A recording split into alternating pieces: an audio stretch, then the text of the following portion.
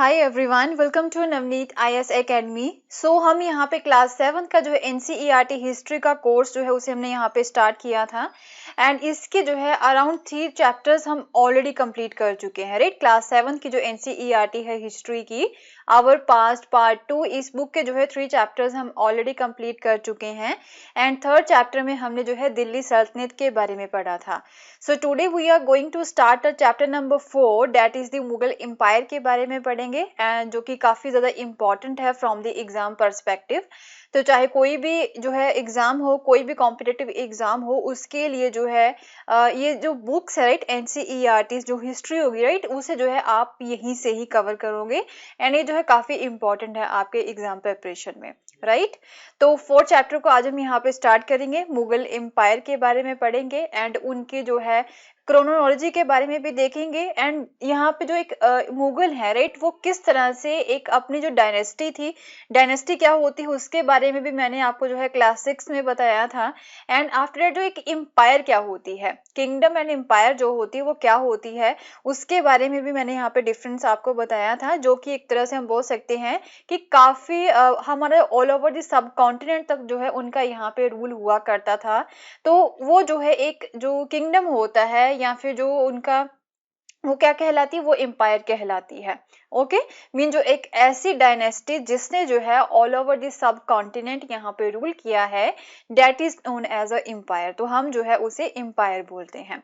तो डायनेस्टी क्या होती है, जब एक ही मीन जो है एक ही परिवार के एक के बाद एक यहाँ पे जो मेंबर रूलर बनते हैं राइट, पहले पिता है, देन उसके बाद में उसका बेटा आ गया, देन उसके बाद में उसका बेटा आ गया, तो वो क्या कहलाती है, वो डायनेस्टी कहलाती है। तो मुगल डायनेस्टी या फिर मुगल एम्पायर के बारे में आज हम यहाँ पे बात करेंगे।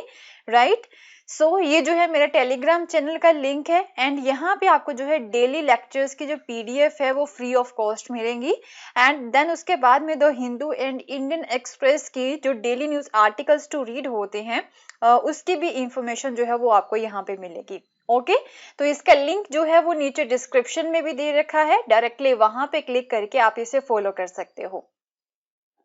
सो this is about me. So directly start करते हैं चैप्टर नंबर 4 को, that is the creation of an empire. कि एक एम्पायर जो है ये किस तरह से बनती है, एक मुगल डायनेस्टी की जो एक एम्पायर है वो किस तरह से बनती है। ओके, तो जैसे कि हमने देखा था दिल्ली सल्तनत के बारे में ही अगर हम बात करें तो हाउएवर जो है वो एक काफी बड़ी जो है डायनेस्टी भी हम बोल सकते थी वो, तो बट जो है ऑल ओवर द सब कॉन्टिनेंट जो है उन्होंने अपने कैंपेन्स तो किए थे, बट जो है उन एरियाज को वो ज्यादा देर तक अपने कंट्रोल में नहीं कर पाते हैं, क्योंकि दिल्ली से जो है वो यहाँ पे हर एक चीज को कंट्रोल कर रहे थे, दिल्ली जो है उनकी कैपिटल रहती है। ओके, तो वहां से जो है वो ऑल ओवर द सब कॉन्टिनेंट जितने भी एरियाज थे उन्हें जो है वो कंट्रोल कर रहे थे। तो उस समय में इतने रिसोर्सेज भी नहीं थे कि वो जो है अच्छे से इतने दूर दूर के एरिया को जो है मैनेज कर सके। राइट, वहां का जो एडमिनिस्ट्रेशन है वो अच्छे से चला सके, तो ज्यादा देर तक वो जो एरियाज है वो इनके पास नहीं रहते हैं। तो वहां के जो इनके एक तरह से हम बोल सकते हैं कि जो लोग थे या फिर इनके जो ऑफिसर्स थे वो इंडिपेंडेंट हो जाते हैं। ओके, तो ये जो है दिल्ली के आसपास के जो एरियाज है वहां तक ही सिमट के रह जाती है दिल्ली सल्तनत। हाउएवर अगर बात करें हम मुगल्स की, तो ऑल ओवर द सब कॉन्टिनेंट इन्होंने जो है कैंपेन्स भी किए थे, उन एरियाज को जो है अपने एम्पायर में भी जो है मिलाया था एंड आफ्टर दैट वहां का जो प्रशासन है वो भी काफी अच्छे से इन्होंने चलाया था। Okay, so ruling as large a territory as the Indian subcontinent with such a diversity, क्योंकि हमारा जो इंडियन सब कॉन्टिनेंट है एक डाइवर्स जो है कॉन्टिनेंट है, डिफरेंट तरह के आपको जो है कल्चर यहाँ पे देखने को मिलेंगे, रिलीजन्स जो है यहाँ पे वो भी आपको डिफरेंट तरह के देखने को मिलेंगे। तो यहाँ पे एक तरह से इवन जो है क्लाइमेट में भी यहाँ पे जो डाइवर्सिटी है, यहाँ की जो वेजिटेशन है राइट, उसमें भी आपको जो है डाइवर्सिटी देखने को मिलेगी। लैंग्वेज जो है राइट, लैंग्वेज में भी जो है आपको यहाँ पे डाइवर्सिटी देखने को मिलती है। तो एक हमारा जो इंडियन सब कॉन्टिनेंट है यहाँ पे काफी ज्यादा डाइवर्सिटी है पीपल एंड कल्चर्स की। तो इस तरह के सब कॉन्टिनेंट को जो है एक तरह से मैनेज करना राइट, ये जो है काफी डिफिकल्ट टास्क था किसी रूलर के लिए, वो भी मिडिल एजेस की अगर हम यहाँ पे बात करें, क्योंकि उस समय में इतने रिसोर्सेज भी नहीं थे, अवेलेबल ही नहीं थे। ओके, जो इनके मुगल्स के प्रीडिसेसर्स थे, जैसे दिल्ली सल्तनत की अगर हम बात करें, तो जो जो है उनके कॉन्ट्रास्ट जो मुगल्स थे, दे क्रिएटेड एन एम्पायर, उन्होंने जो है एम्पायर को क्रिएट भी किया था, and accomplished what had hitherto seemed possible for any short periods of time। तो काफी छोटे पीरियड में जो है एक तरह से जो चीज यहाँ पे पॉसिबल नहीं लगती है वो भी इन्होंने पॉसिबल करके दिखाई थी, राइट। सो 16th सेंचुरी का जो लेटर हाफ रहता है, तब से जो है इन्होंने अपने किंगडम को एक्सपेंड करना स्टार्ट किया था, Agra and Delhi, right. Agra and Delhi से जो है ये एक तरह से अपनी एक्सपेंशन को स्टार्ट करते हैं। एंड 17th सेंचुरी की अगर हम बात करें तो नियरली जितना भी सब कॉन्टिनेंट है उसे जो है ये कंट्रोल में कर चुके थे। ओके, सो इन्होंने जो है एक जो एडमिनिस्ट्रेशन था उसका जो स्ट्रक्चर था वो इतना अच्छा था यहाँ पे, एंड गवर्नेंस के जो आइडियाज थे वो इतने अच्छे थे, उसी की वजह से ही जो है ये इतने बड़े सब कॉन्टिनेंट को जो है कंट्रोल कर सके थे। And they living a political legacy that succeeding rulers of the sub continent could not ignore. तो इनका जो एडमिनिस्ट्रेशन था, इनका गवर्नेंस के जो आइडियाज थे, राइट, वो इस तरह से जो है अपनी छाप छोड़ जाते हैं कि इवन इनके बाद में जो आने वाले रूलर्स हैं वो भी जो है इनके एडमिनिस्ट्रेशन के आइडियाज को इग्नोर नहीं कर सकते थे। तो अगर हम आज की बात करें प्रेजेंट डे की, तो जो प्राइम मिनिस्टर हैं हमारे इंडिया के, वो नेशन को एड्रेस करते हैं कहाँ से, रेड फोर्ट जो है दिल्ली में, राइट। रेड फोर्ट क्या हुआ करता था, वो मुगल एम्परर का रेजिडेंस हुआ करता था। तो इंडिपेंडेंस डे के जो है दिन वाले इंडिपेंडेंस डे के दिन जो है रेड फोर्ट पे जाके जो है प्राइम मिनिस्टर हमारे इंडिया को एड्रेस करते हैं। ओके, सो अब जो है एक्चुअल में क्वेश्चन ये अराइज होता है कि इनकी बैकग्राउंड क्या है, डेट के जो मुगल्स हैं वो कौन थे, क्या जो है हमारे इंडिया से ही जो है वो बिलोंग करते थे या फिर किसी और कंट्री से जो है वो हमारे भारत में आए थे।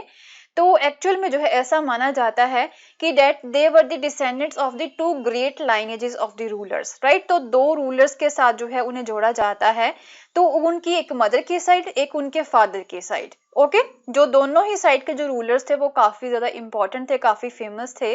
सो ये जो है अफगानिस्तान, एक्चुअल में जो है अफगानिस्तान का जो एरिया हो गया या फिर सेंट्रल एशिया एरिया हो गया, चाइना, राइट, वहां से जो है ये बिलोंग करते थे।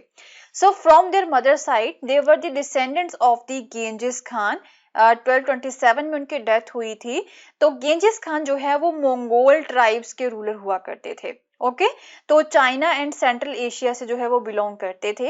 And on the other hand अगर हम उनके फादर साइड की बात करें, so they were the successor of the Timur, जो कि 1404 में उनकी डेथ हुई थी। तो तिमूर जो है वो Iran, Iraq and modern day Turkey के रूलर हुआ करते थे, राइट। अफगानिस्तान के पास आसपास का जो एरिया वहां से ये बिलोंग करते थे। सो हाउएवर जो मुगल्स हैं वो अपने आप को मुगल या फिर मंगोल कहलवाना जो है वो पसंद नहीं करते थे। तो इसके पीछे रीजन क्या था, गेंजिस खान, राइट। उनकी जो मेमोरीज हैं वो काफी गलत है, गेंजिस खान के साथ जो मेमोरीज जुड़ी हुई हैं वो इस तरह की है कि ऐसा बोला जाता है कि उन्होंने काफी सारे लोगों को जो है मारा था, उनकी हत्या की थी। Okay, and it was also linked with the Uzbeks, जो उज्बेक्स थे यहाँ पे उनके साथ भी जो है इन्हें लिंक किया जाता है, जो कि मंगोल्स के कॉम्पिटिटर हुआ करते थे। तो ये जो है एक तरह से प्रॉब्लम में जो है, इस तरह की सिचुएशन में जो है ये पढ़ना नहीं चाहते थे। तो डेट इज वाई जो है अपने आप को वो मुगल्स या फिर मंगोल कहलवाना पसंद नहीं करते थे। ऑन दी अदर हैंड जो मुगल्स थे, राइट, वो अपने टिमरिड एंसेस्ट्री जो है उससे उसके ऊपर वो गर्व किया करते थे। ओके, तो वो ऐसा बोलते हैं कि जो तिमूर हैं, जो कि उनके ग्रेट एंसेस्टर थे, उन्होंने दिल्ली को 1398 में कैप्चर किया था। Okay, so they celebrated their genealogy pictorially. तो जो है इस चीज को किस तरह से वो दिखाते हैं, किस तरह से अपना प्राउड जो है वो दिखाते हैं, तो पिक्चर्स बना के, मीन आप हर एक रूलर ने क्या किया था, जितने भी मुगल रूलर्स ने अपनी पिक्चर के साथ जो है अपने उनके जो दादा हैं, परदादा हैं, राइट, उनके जो एंसेस्टर हैं तिमूर, राइट, उनकी पिक्चर को वो यहाँ पे बनाते हैं। तो इस तरह से जो है अपनी जेनोलॉजी को वो सेलिब्रेट करते हैं, राइट। सो अब मुगल्स के जो मिलिट्री कैंपेन्स हैं उनके बारे में बात करेंगे कि किस तरह से जो है ये पूरे सब कॉन्टिनेंट को अपने कंट्रोल में करते हैं। तो सबसे पहले अगर हम बाबर की बात करें, राइट, बाबर जो कि फर्स्ट मुगल एम्परर थे, तो ये चीज आपको माइंड में रखनी है। तो 1526 से लेके 1530 के बीच में जो है उनका रूल था। तो फरगना, राइट, यहाँ पे फरगना की जो थ्रोन है उसे जो है वो सक्सीड करते हैं सेंट्रल एशिया की अगर बात करें 1494 में। तो उस समय में जो है वो जस्ट 12 साल के ही थे। तो Fergana, it is not in India, right, तो ये जो है अफगानिस्तान के आसपास का जो एरिया है। तो उसे जो है वहां की थ्रोन को ये सक्सीड करते हैं। उस समय में जो है ये 12 साल के ही थे and he was forced to leave his ancestral throne due to the invasion of another Mongol group. तो अब क्या होता है, एक और मंगोल ग्रुप था यहाँ पे, वो है उज्बेक्स, राइट। तो जो है उज्बेक्स जो हैं वो इनके ऊपर हमले करते हैं, क्योंकि बाबर जो थे, राइट, उन्होंने अभी जो है थ्रोन को संभाला ही था, तो वो 12 साल के थे, काफी छोटी एज में थे। तो दूसरी तरफ जो है यहाँ पे क्या करते हैं, उज्बेक्स आ जाते हैं। उज्बेक्स जो है बाबर के ऊपर जो है हमले करना स्टार्ट कर देते हैं, वो इन्वेड करते हैं इनके एरिया को। तो इनकी जो एंसेस्ट्रल थ्रोन होती है वो इन्हें यहाँ पे छोड़नी पड़ती है। तो वो जो है काफी समय तक भटकते रहते हैं बाबर, एंड जो है at the end Kabul area जो है हमारे जो नॉर्थ वेस्टर्न पार्ट है वहां पे 1504 में उसे वो सीज कर लेते हैं, राइट। एंड देन 1526 में जो है वो भारत में आ जाते हैं। तो यहाँ पे दिल्ली के सुल्तान को वो हराते हैं। कौन से दिल्ली के सुल्तान? इब्राहिम लोदी, राइट। उनके साथ इनका युद्ध होता है, कहाँ पे? पानीपत में। एंड उसके बाद में जो है दिल्ली एंड आगरा एरिया जो है उसे ये कैप्चर कर लेते हैं। ओके तो ये पानीपत का जो युद्ध है, जो पहला युद्ध हुआ था, वो किसके बीच में हुआ था? एक थे यहाँ पे इब्राहिम लोदी, राइट। इब्राहिम लोदी जो है वो यहाँ पे दिल्ली सल्तनत के रूलर थे। दूसरे यहाँ पे हो जाते हैं बाबर। ओके तो ये जो लड़ाई है इनकी कब होती है? 1526 में होती है। कहाँ पे होती है? पानीपत में होती है। ओके तो इसमें जो है जीता कौन है? इसमें जो है बाबर जीत जाते हैं। दिल्ली एंड आगरा के एरिया को जो है वो अपने कंट्रोल में कर लेते हैं, राइट। सो आप जो है कुछ और मेजर कैंपेन्स के बारे में देखेंगे। तो अब बाबर जो है उनके 1526 से लेके 1530 के बीच में जो है कौन कौन से कैंपेन्स रहते हैं वो देख लेते हैं। सो 1526 में उन्होंने जो है यहाँ पे इब्राहिम लोदी को हराया था, एंड उनके अफगान सपोर्टर थे यहाँ पे इब्राहिम लोदी के, उन्हें भी जो है वो यहाँ पे मिलके हराते हैं। कहाँ पे? पानीपत में हराते हैं। देन 1527 में जो है राणा सांगा, राइट, राणा सांगा जो कि एक राजपूत रूलर थे, एंड उनके अलाइज, इन दोनों को यहाँ पे खानुआ एरिया में जाके वो हरा देते हैं, राइट। एंड 1528 में फिर एक और युद्ध होता है इनका, यहाँ पे राजपूत के साथ ही जो युद्ध होता है चंदेरी में। तो दे establish control over the Agra and Delhi before his death. तो यहाँ पे इन सभी रूलर्स को जो है हरा के जो है एटलीस्ट 1528 में जाके जो है अपना आगरा एंड दिल्ली के ऊपर जो है पूरा कंट्रोल जो है वो इस्टेब्लिश यहाँ पे कर लेते हैं। तो ये आप देख सकते हो, ये हो गया यहाँ पे काबुल एरिया, पहले इसे जो है वो अपने कंट्रोल में करते हैं। देन यहाँ पे आके पानीपत में जो है इनका युद्ध होता है इब्राहिम लोदी के साथ, उन्हें जो है हरा के दिल्ली एंड आगरा एरिया को जो है वो अपने कंट्रोल में कर लेते हैं, राइट। देन उसके बाद में जो है कुछ और भी यहाँ पे राजपूत रूलर्स थे, उन्हें वो हराते हैं, and totally Delhi and Agra को जो है टोटली वो अपने कंट्रोल में कर लेते हैं। ओके तो ये बाबर की एम्पायर है। यहाँ तक ये कंधार एरिया हो गया, ये सारा एरिया जो ये पहले इंडिया में ही था। ओके तो इस सारे एरिया को जो है वो अपने कंट्रोल में करते हैं। तो यहाँ तक जो है ये बाबर इस एरिया को अपने कंट्रोल में कर चुके थे हमारे भारत में आके, राइट। सो नेक्स्ट जो है बाबर के बाद में जो है अब जो सेकंड रूलर आते हैं वो कौन थे? हुमायूं थे, राइट। 1530 से लेके 1540 के बीच में पहले इन्होंने 10 साल तक रूल किया। एंड देन यहाँ पे जो है एक अफगान रूलर आ जाते हैं, शेर शाह सूरी। ओके कौन से थे? शेर शाह सूरी जो है एक अफगान रूलर आते हैं जो कि सुर डायनेस्टी से बिलोंग करते थे, राइट। काफी जो है ये भी काफी अच्छी डायनेस्टी थी। इनका जो एडमिनिस्ट्रेशन था, एडमिनिस्ट्रेशन का जो तरीका था वो भी काफी अच्छा था। तो यहाँ पे हुमायूं आप जो है बाबर के बाद में रूलर बनते हैं। 1530 में जो है अपना रूल वो स्टार्ट करते हैं। 1540 तक जो है अपने रूल को वो कंटिन्यू रखते हैं, 10 साल तक रूल करते हैं।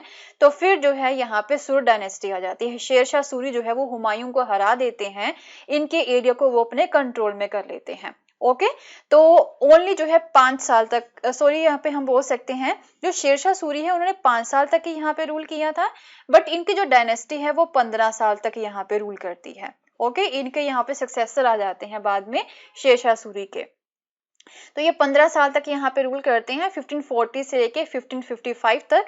देन 1555 में जो है हुमायूं दोबारा से यहाँ पे रूलर बनते हैं, एंड 1556 तक एक ही साल यहाँ पे रूल किया था। एंड आफ्टर डेथ जो है 1556 में उनकी जो है यहाँ पे डेथ हो जाती है। ओके सो हुमायूं जो है divided his inheritance according to the will of his father. Humayun के फादर कौन से थे? बाबर थे। तो बाबर ने एक यहाँ पे विल बनाई थी कि जो है यहाँ पे जितने भी बेटे हैं उनके बीच में जो है उनके एम्पायर को डिवाइड किया जाएगा। एंड हुमायूं जो है ऐसा ही करते हैं, अपने सभी भाइयों को जो है उनका जो हिस्सा बनता था वो दे देते हैं। एंड उनके ब्रदर्स को जो है हर एक ब्रदर को जो है यहाँ पे प्रोविंस दिया गया था। बट हुमायूं के एक ब्रदर थे मिर्जा कामरान, राइट। वो जो है यहाँ पे क्या करते थे, वो बार बार हुमायूं के ऊपर हमले करते थे एंड उनके एरिया को भी जो है वो अपने कंट्रोल में करने की कोशिश करते थे, right. So Mirza Kamran weakened the Humayun's cause against the Afghan competitors. तो मिर्जा कामरान जो है वो किसके साथ मिल जाते हैं, जो अफगान कॉम्पिटिटर्स थे, राइट, उनके साथ हम बोल सकते कि मिल जाते हैं। बट हुमायूं जो है वो अफगान्स के ऊपर जो है ज्यादा फोकस नहीं कर पाते हैं। हुमायूं का फोकस जो है वो ज्यादा यहाँ पे मिर्जा कामरान के ऊपर ही रहता है, क्योंकि जो है वो बार बार इनके ऊपर हमले करते थे, वो यहाँ पे कॉन्स्पिरेसी कर रहे थे। तो इसी की वजह से जो है हुमायूं अफगान कॉम्पिटिटर्स के ऊपर जो है ज्यादा फोकस नहीं कर पाते हैं। एंड शेर शाह जो है 1540 में उन्हें हरा देते हैं। कहाँ पे, चौसा में जो है 1539 में उन्हें यहाँ पे हराते हैं। एंड देन कनौज में दोबारा से उनका युद्ध होता है 1540 में, एंड जिसकी वजह से 1540 में कनौज के युद्ध में हुमायूं हार जाते हैं एंड वो ईरान की तरफ भाग जाते हैं। Okay, and then Sher Shah Suri यहाँ पे दोबारा से आते हैं, उनका रूल यहाँ पे होता है। तो शेरशाह सूरी 5 साल तक यहाँ पे रूल करते हैं अप्रोक्सीमेटली। देन उनके जो है सक्सेसर्स यहाँ पे रूल करते हैं 15 साल तक। ओके, तो अब ईरान में रहते हुए हुमायूं क्या करते हैं, हुमायूं जो है एक साफाविद एम्पायर थी, राइट, वहां पे साफाविद शाह थे, राइट, उनसे जो है वो हेल्प लेते हैं। एंड जो है उनकी हेल्प से जो है वो दिल्ली को रिकैप्चर कर लेते हैं 1555 में। But in the next year 1556 में जो है एक एक्सीडेंट की वजह से उनकी डेथ हो जाती है। ओके, तो हाउएवर ये जो है यहाँ पे सुर डायनेस्टी की अगर बात करें तो सुर डायनेस्टी जो है उनका जो एक्सटेंट यहाँ तक बढ़ जाता है। ये सारे एरिया जो है यहाँ पे इवन वेस्टर्न पार्ट जो है, राइट, उसे भी जो है वो अपने कंट्रोल में कर लेते हैं। ये सारा जो एरिया है इनका, ओके, इतना ज्यादा इनका एक्सटेंट हो जाता है। सो नेक्स्ट हमारे पास आते हैं अब अकबर, राइट। हुमायूं की डेथ के बाद में जो नेक्स्ट रूलर आते हैं वो है अकबर। एंड अकबर जो है वो जस्ट 13 साल के थे जब वो एम्परर बन जाते हैं, तो काफी छोटी एज के थे।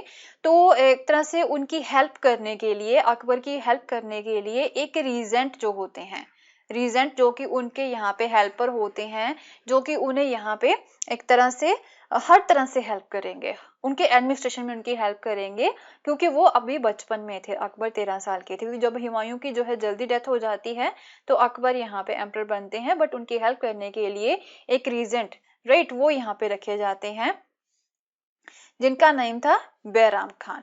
उनके रीजेंट कौन होते हैं, वो थे बैराम खान, राइट। सो क्या होता है, उनकी रेन को हम जो है 3 पीरियड्स में डिवाइड कर सकते हैं। पहला तो हो गया 1556 से लेके 1570 के बीच में।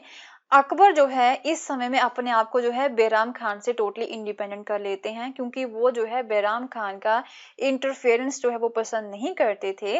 तो 1556 से 1570 के बीच में जो है वो सबसे पहले अपने आप को क्या करते हैं, कोशिश करते हैं कि मैं जो है अलग हो जाऊं।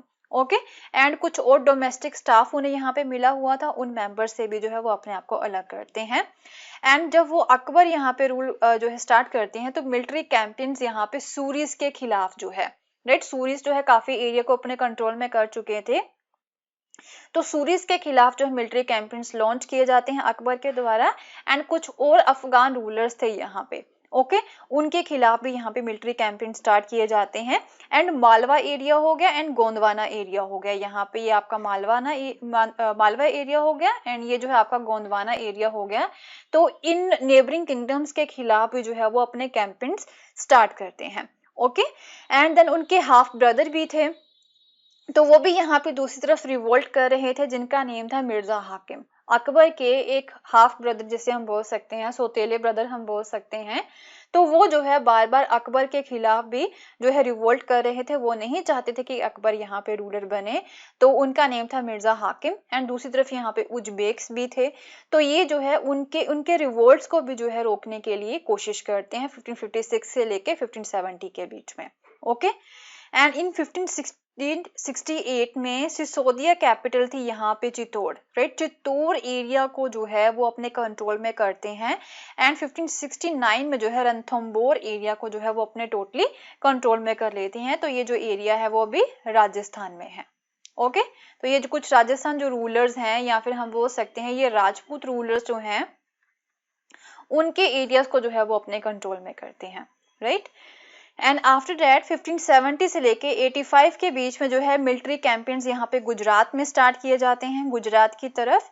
एंड देन उसके बाद में जो है ईस्ट की तरफ आ जाते हैं, इधर यहाँ पे बंगाल हो गया, बिहार हो गया, राइट। एंड देन उसके बाद में उड़ीसा हो गया। तो यहाँ तक जो है वो कैंपेन्स करते हैं and these campaigns were complicated by the 1570 से लेके 89 के बीच में, क्योंकि ये जो कैंपेन्स थे इनके अपने एरिया को बढ़ाने के वो कॉम्प्लिकेटेड हो जाते हैं, क्योंकि उनके जो मिर्जा हाकिम जो इनके ब्रदर थे, हाफ ब्रदर थे, वो बार बार यहाँ पे रिवोल्ट करना स्टार्ट कर देते हैं एंड उनके ऊपर इन्हें यहाँ पे जो है ध्यान देना पड़ता है।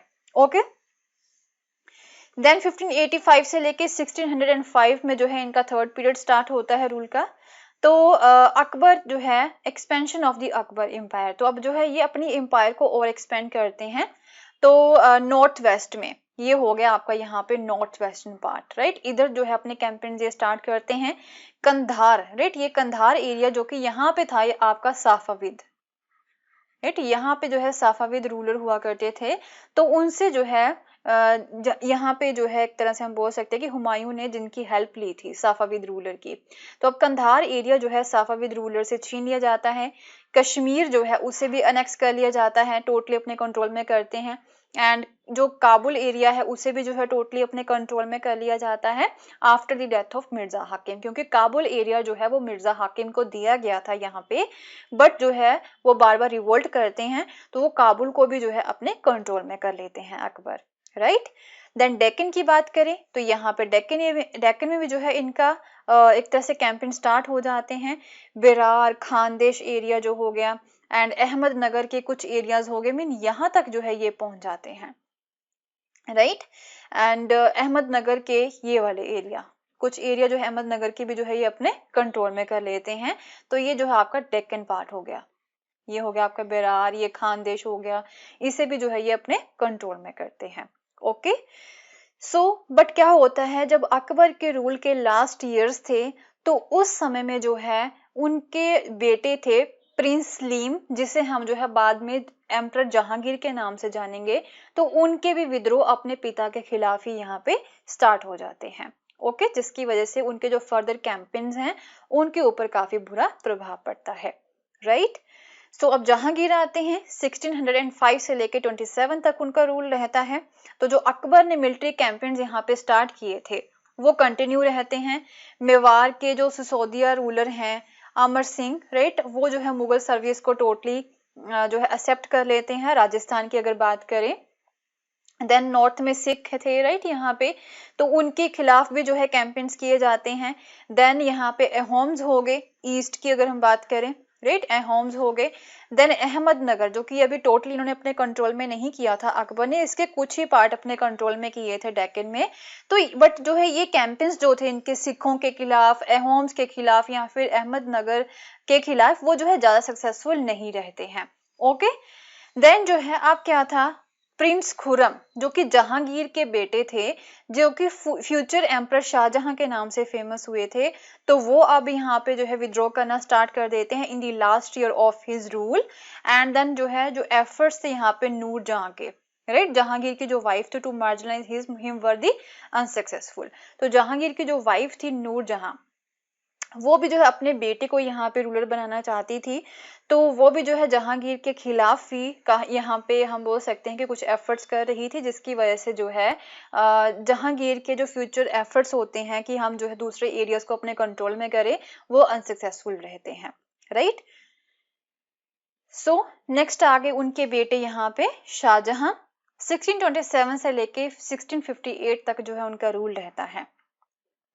तो शाहजहां के अंडर अब जो डेक्कन का एरिया था, जैसे अहमदनगर के आसपास का जो एरिया हो गया, तो वहां तक जो मुगल कैंपेन्स होते हैं अंडर दी शाहजहां डेक्कन में वो कंटिन्यू रहते हैं। एंड यहाँ पे अफगान नोबल थे खान जहां लोदी, राइट, वो जो है विद्रोह करना स्टार्ट कर देते हैं एंड फिर जो है शाहजहां उन्हें हराते हैं यहाँ पे डेक्कन में। ओके। एंड देन अहमदनगर की तरफ जो है दोबारा से कैंपेन किए जाते हैं। देन बुंदेलास जो है यहाँ पे डेक्कन में उन्हें हराया जाता है, राइट। ओरछा एरिया जो है वो यहाँ पे सीज किया जाता है, ये वाले जो एरियाज हो गए यहाँ पे, राइट, यहाँ तक जो है पहुंच जाते हैं इनके अंडर अब, right. And in the north west अगर हम बात करें तो बल्ख एरिया जो है उज्बेक से जो है वो छीन लिया जाता है, राइट। पहले तो है वो जो है छीन लिया जाता है, बट वो जो है बाद में दोबारा से जो है उसे अपने कंट्रोल में कर लेते हैं उज्बेक्स, तो ये जो है अनसक्सेसफुल रहता है। एंड अब कंधार एरिया, राइट, वो भी जो है इनके हाथ से चला जाता है, साफाविद जो रूलर्स थे वो दोबारा से इसे अपने कंट्रोल में कर लेते हैं। तो 1632 में अहमदनगर को टोटली अनेक्स कर लिया जाता है। एंड बीजापुर की जो फोर्सेस होती हैं वो अब जो है इनके साथ शांति स्थापित कर लेती हैं।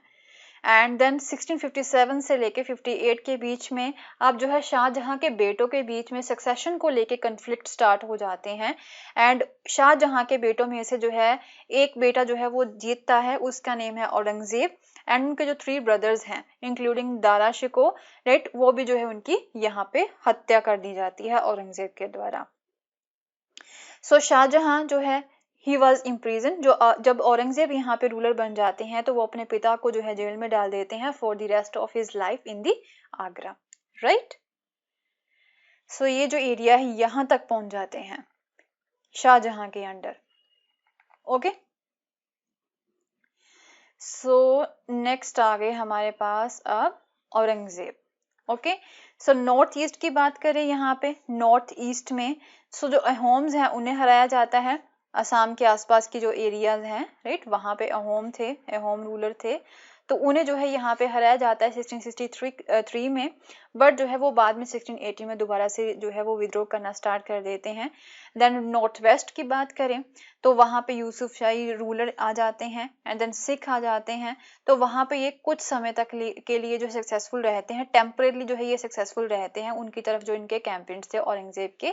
बट जो सिख हैं या फिर जो यूसुफ शाही रूलर्स थे यहाँ पे नॉर्थ वेस्ट में, वो दोबारा से जो है वो अपने एरिया को अपने कंट्रोल में कर लेते हैं।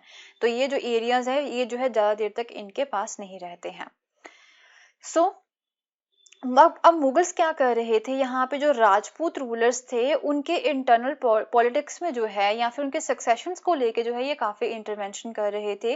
तो ये चीज जो है वो अब राजपूत रूलर्स को पसंद नहीं आ रही थी, तो वो भी जो है विद्रोह करना स्टार्ट कर देते हैं, ओके। जो राठौर राजपूत से यहाँ पे मार वार के वो जो है विद्रोह करना स्टार्ट कर देते हैं।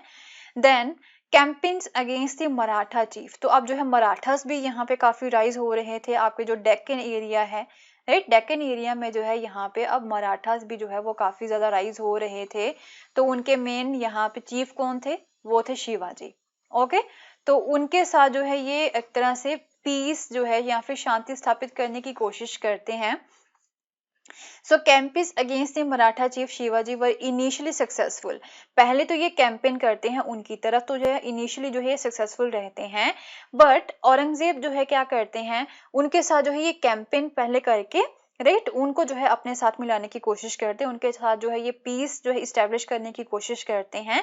बट जो है बाद में औरंगजेब ने शिवाजी को जो है यहाँ पे इंसल्ट किया था। उनके कोर्ट में जब वो बैठे हुए थे तो उनकी जो है यहाँ पे बेइज्जती की थी। तो शिवाजी जो है वो आगरा की तरफ निकल जाते हैं, एंड वहां से निकल के जो है वो अपने आप को इंडिपेंडेंट किंग जो है वो डिक्लेयर कर देते हैं, ओके। पहले इन्होंने मराठास को जो है मना लिया था, एंड जो मराठास है वो इनके अंडर काम करने के लिए मान भी जाते हैं, इनकी सोवेरेनिटी को जो है वो अपना लेते हैं। बट बाद में जब शिवाजी को इंसल्ट की जाती है तो वो वहां से कोर्ट से बाहर जाके अपने आप को जो है वो इंडिपेंडेंट किंग के तौर पे जो है वो डिक्लेयर कर देते हैं।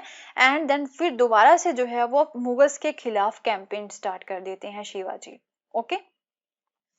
अब जहाँ पे औरंगजेब के बेटे थे प्रिंस अकबर, वो जो है अब औरंगजेब के खिलाफ भी विद्रोह करना स्टार्ट कर देते हैं। एंड प्रिंस अकबर को कौन सपोर्ट कर रहा था यहाँ पे, मराठास, एंड कुछ और डेक्कन के छोटे मोटे सल्तनत थी यहाँ पे, तो वो भी जो है अब प्रिंस अकबर को सपोर्ट कर रही थी। So he finally fled to the Safavid Iran, तो ईरान की तरफ जो है फाइनली वो भाग जाते हैं prince Akbar. So after Akbar rebellion Aurangzeb क्या करते हैं, वो जो है जब वो विद्रोह कर देते हैं अकबर, तो इन्हें यहाँ पे मराठा सपोर्ट कर रहे थे, बट जो है औरंगजेब इसमें जीत जाते हैं एंड जो प्रिंस अकबर थे वो यहाँ से साफाविद एरिया जो है ईरान का वहां में भाग जाते हैं। तो अब इसके बाद में औरंगजेब अपनी आर्मीज डेक्कन सुल्तान्स के खिलाफ जो है वो भेजते हैं एंड डेक्कन सुल्तान्स को यहाँ पे हार का सामना करना पड़ता है। बीजापुर एरिया जो है उसे अनेक्स कर लिया जाता है 1685 में एंड गोलकुंडा एरिया 1687 में जो है टोटली उसे अनेक्स कर लिया जाता है। एंड 1698 से औरंगजेब ने जो है कुछ पर्सनली मैनेज किए थे कैंपेन्स। पहले तो वो अपनी आर्मीज को भेज रहे थे, अब वो खुद जाते हैं डेक्कन एरिया में कैंपेन्स करने के लिए मराठास के खिलाफ, क्योंकि जो मराठास थे उनका जो वॉरफेयर टैक्टिक्स था वो काफ़ी ज़्यादा इम्पॉर्टेंट था एंड जो जिसकी वजह से इनकी जो आर्मीज थी वो उनके सामने नहीं टिक पाती थी मराठास के सामने, क्योंकि जो है वो गुरिल्ला एक तरह से वॉरफेयर है, राइट, वो यहाँ पे मेथड्स यूज किया करते थे। ओके, इसी बीच में यहाँ पे अब जो है नॉर्थ इंडिया में भी विद्रोह स्टार्ट हो जाते हैं। जब औरंगजेब बिजी थे डेक्कन एरिया में मराठास के साथ युद्ध करने में, तो इसी बीच में यहाँ पे नॉर्थ इंडिया में भी जो है कुछ विद्रोह स्टार्ट हो जाते हैं। सिख, जाट या फिर जो सतनामीज हैं वो विद्रोह करना स्टार्ट कर देते हैं। एंड देन नॉर्थ ईस्ट की बात करें तो वहाँ पे होम्स भी विद्रोह कर देते हैं एंड डेक्कन में जो मराठास के जो है साथ इनके युद्ध चल रहे थे, तो हर तरह से जो है वो प्रॉब्लम से घिर जाते हैं एंड एट द एंड जो है 1707 में उनकी डेथ हो जाती है एंड देन उसके बाद में जो है उनके बेटों के बीच में यहाँ पे कॉन्फ्लिक्ट देखने को मिलता है। तो औरंगजेब के बाद में यहाँ पे जो भी रूलर्स आते हैं वो इतने सक्सेसफुल रूलर्स नहीं थे, इतने एबल रूलर्स नहीं थे। डेट इज वह जो है जो मुगल एम्पायर है वो डिक्लाइन होना स्टार्ट हो जाती है औरंगजेब के बाद में। ओके, एंड यहाँ पे उसके बाद में ब्रिटिशर्स आ जाते हैं फिर, राइट। अब जो है मुगल्स का मेन ट्रेडिशन क्या था सक्सेशन का? So the Mughals did not believe in the rule of the primogeniture. Primogeniture क्या होता है कि पहले ऐसा हुआ करता था कि जैसे कि फादर की डेथ होगी एंड उसके जो है 3-4 सन हैं एंड उसमें से जो सबसे एल्डेस्ट बेटा जो है, राइट, वो ही जो है फादर की एस्टेट को इनहेरिट करेगा, तो उसे जो है प्रेमोजेनिचर बोला जाता है। बट जो है वो इसे फॉलो नहीं करते थे, वो जो है कॉपरेसिनरी जो इनका कस्टम है, तिमुरिड कस्टम था, उसे वो फॉलो करते हैं। मेन जो पिता की जितनी भी संपत्ति है उसे बेटों के बीच में डिवाइड कर दिया जाएगा, राइट। तो अब मुगल्स के जो है दूसरे रूलर्स के साथ किस तरह के रिलेशंस थे, तो जैसे कि आप देख ही सकते हो कि मुगल रूलर्स जो है वो कॉन्स्टेंटली कैंपेन करते रहते हैं अगेंस्ट द रूलर, जो कि उनकी अथॉरिटी को एक्सेप्ट करने से जो है मना कर देते हैं। But as the Mughals became powerful, तो कई और जो रूलर्स हैं वो खुद ही उन्हें यहाँ पे ज्वाइन कर लेते हैं, जैसे कि राजपूत हो गए। तो कई राजपूत ऐसे भी थे जिन्होंने अपनी डॉटर्स की जो मैरिज है वो मुगल फैमिलीज में भी की थी एंड इसके बाद जो है उन्हें हाई पोजीशंस भी मुगल के एडमिनिस्ट्रेशन में मिल जाती हैं। ओके, बट कई जो राजपूत रूलर थे वो रेजिस्ट भी करते हैं, वो उनके खिलाफ ही रहते हैं, जैसे कि सिसोदिया राजपूत हो गए, वो मुगल अथॉरिटी को लंबे समय तक एक्सेप्ट करने से रिफ्यूज करते रहते हैं। ओके, तो बट हाउएवर सिसोदिया राजपूत जो हैं वो हार भी जाते हैं। तो जब हार हो भी जाती है उनकी, तो मुगल्स जो हैं वो उन्हें काफी ऑनरेबली ट्रीट करते हैं एंड उनकी जो लैंड्स होती हैं जिन्हें वो वतन बोलते थे, वो उन्हें जो है एज ए असाइनमेंट्स उन्हें वापस कर देते हैं वतन जागीर के तौर पे, राइट। तो वतन जागीर क्या होता है इसके बारे में भी हम जो है आने वाली वीडियो में देखेंगे, जो कि काफी इंपॉर्टेंट है आपके एग्जाम पर्सपेक्टिव से, राइट। तो ये जो केयरफुल बैलेंस यहाँ पे मुगल्स ने बना रखा था कि पहले हरा भी देना यहाँ पे किसी पर्टिकुलर रूलर को, बट जो है उसे ह्यूमिलिएट नहीं करना, राइट, उसके साथ जो है रिस्पेक्ट से बात करनी, यही एक मेन वजह थी कि जो है मुगल्स अपना जो कंट्रोल है वो एक्सटेंड कर सके थे। कई किंग्स एंड चीफ जो है वो उनके अंडर यहाँ पे आ गए थे, राइट। अब मुगल्स की जो है मैरिजेस यहाँ पे राजपूत के साथ भी हुई थी, तो उसके एग्जाम्पल के बारे में देख लेते हैं। जहांगीर की जो मदर थी वो कछवाहा प्रिंसेस थी, daughter of the Rajput ruler of the Amber, जो कि अंबर एरिया है यहाँ पे राजस्थान में, वहां के रूलर की वो डॉटर थी। तो अंबर एरिया को अभी प्रेजेंटली जयपुर बोला जाता है, मॉडर्न डे जयपुर जो एरिया है। देन शाहजहां की जो मदर थी वो राठौर प्रिंसेस थी, जो कि मारवाड़ के राजपूत रूलर की बेटी थी एंड मारवाड़ जो कि जोधपुर एरिया के नाम से अभी प्रेजेंटली जिसे जाना जाता है। ओके, आज हमने यहाँ पे बात की कि जो मुगल्स हैं वो किस तरह से अपने एरिया को बढ़ाते हैं। तो एट द एंड हम ये बोल सकते हैं कि औरंगजेब के समय तक जो है वो approximately near to the south India, okay, near to the south India तक जो है वो अपना रूल जो है वो एक्सटेंड कर चुके थे एंड इतना सारा एरिया जो है वो अपने कंट्रोल में कर चुके थे, राइट। ऑल ओवर द हम बोल सकते हैं ये जो है इनका फाइनल मैप है। यहाँ तक आप देख सकते हो कि किस तरह से जो है ऑल ओवर द सब कॉन्टिनेंट अप्रोक्सीमेटली जो है ऑल ओवर द सब कॉन्टिनेंट जो है इनका यहाँ पे रूल जो है वो इस्टेब्लिश हो चुका है औरंगजेब तक, राइट, औरंगजेब के समय तक। But however after the Aurangzeb यहाँ पे कोई भी एबल रूलर नहीं आता है, तो यहाँ पे जितने भी एरिया थे, राइट, जितने भी एरिया थे वो धीरे धीरे जो है इनके हाथ से जाना स्टार्ट हो जाते हैं। यहाँ पे कई सारी जो है क्या होगा, इंडिपेंडेंट किंगडम्स जो होती हैं, राइट, इंडिपेंडेंट किंगडम्स जो है वो यहाँ पे बनने स्टार्ट हो जाते हैं, okay. So will continue with the safe chapter in our next video and उसमें जो है कुछ और इम्पोर्टेंट टॉपिक्स के बारे में हम कवर करेंगे, मुगल्स के कुछ और इम्पोर्टेंट एस्पेक्ट्स जो हैं उनके बारे में हम यहाँ पे कवर करेंगे। सो अगर आपको मेरा कोर्स पसंद आया तो इसे शेयर करना ना भूलें and don't forget to subscribe my channel and don't forget to press the bell icon so that you can get the notification whenever I upload a new video. Thank you so much. Have a nice day. Bye bye.